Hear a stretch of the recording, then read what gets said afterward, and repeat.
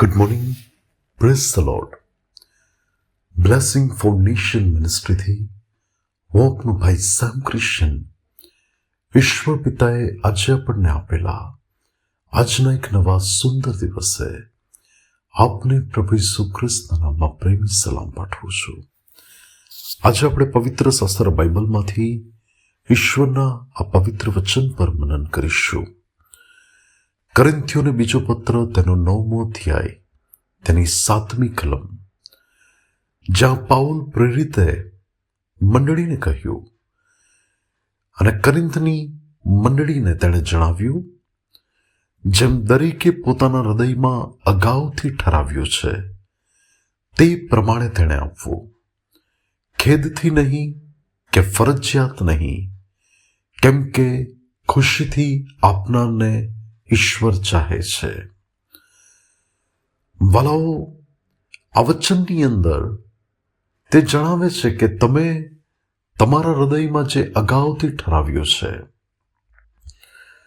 પરંતુ દુઃખની વાત એ હોય છે કે ઘણા લોકો પોતાના હૃદયમાં પ્રભુના રાજ્યની સેવાને માટે આપવાની બાબતમાં કશું જ નથી ઠરાવતા. તેમની પાસે આપવાનું હૃદય નથી.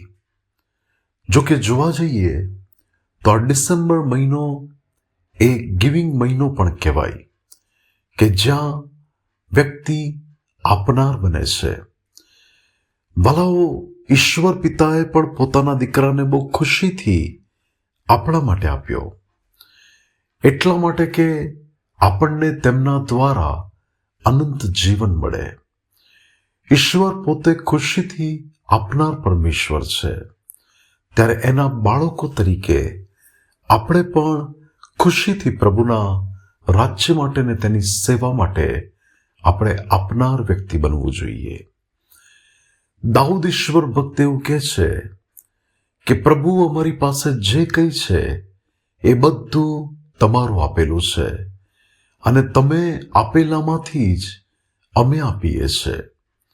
અને દાઉદ જાણતો હતો કે પ્રભુના ભવનને માટે જે સોનું રૂપું જે તે આપી રહ્યો છે, પોતાના ભંડારો તેણે ખુશીથી પ્રભુના ભવનને માટે ખુલ્લા મૂકી દીધા.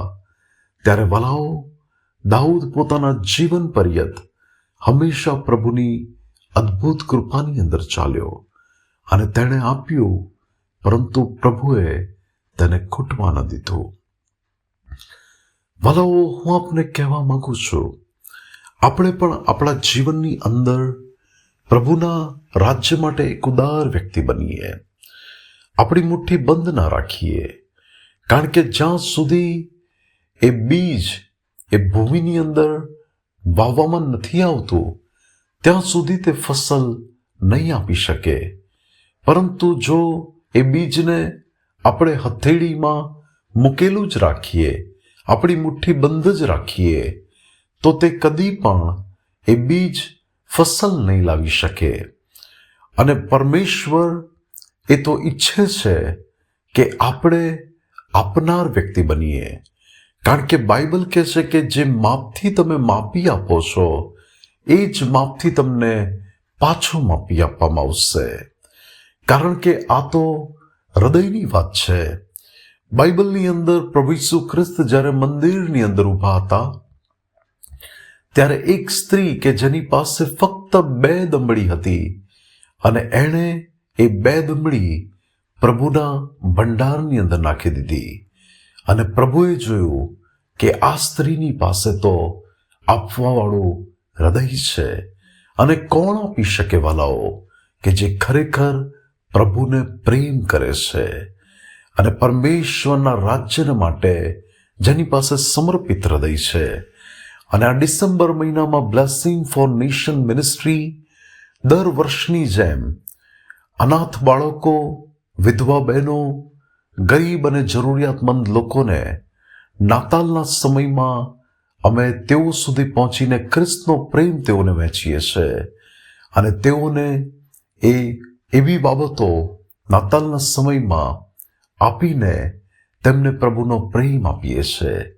ત્યારે વાલાઓ, તેઓ નાતાલના સમયમાં સારા કપડાં પહેરી શકે, તેમના ઘરની અંદર રાશનની તંગી ન પડે અને તેઓને એક યા બીજી રીતે મદદરૂપ થઈ શકાય, તેના માટે હું આપને નમ્ર અપીલ કરું છું કે તમે જો તમારા હૃદયમાં અગાઉથી ઠરાવ્યું છે અથવા તમને તમારા હૃદયની અંદર લાગે છે કે આ આપવાના સમયની અંદર મારે એક યા બીજી રીતે બીજાઓ સુધી પ્રભુનો પ્રેમ પહોંચાડવો છે, તો ચોક્કસપણે તમે અમારો સંપર્ક કરીને અમને આ નાતાલના કાર્યમાં તમે બીજાઓ સુધી પ્રેમ પહોંચાડવા માટે, વહેંચાડવા માટે તમે અમને સંપર્ક કરી શકો છો. અને અમારો મોબાઈલ નંબર છે 9974754546. પ્રભુ આપને આશીષ આપે. આવો આપણે આપણા વચન માટે પ્રાર્થના કરીએ. સ્વર્ગીય પ્રેમી પિતા પરમેશ્વર, આજે જે વચન તમે વ્યક્તિગત રીતે મારા જીવન માટે આપ્યું છે, ત્યારે પ્રભુ મારી પ્રાર્થના અને મારી વિનંતી છે, આ જીવન પર્યંત પ્રભુ અમે હંમેશા તમારા રાજ્ય માટે, તમારી સેવા માટે ઉદારતાથી આપનાર વ્યક્તિ બનીએ. અને પ્રભુ જે તમે આપ્યું છે એ બધું તમારું છે, ત્યારે એમાંથી પ્રભુ અમે ખુશીથી આપીએ એવી કૃપા થવા દો. પ્રભુ ઈસુના નામે માંગીએ છીએ. આમીન. May God bless you. Have a blessed day. Shalom.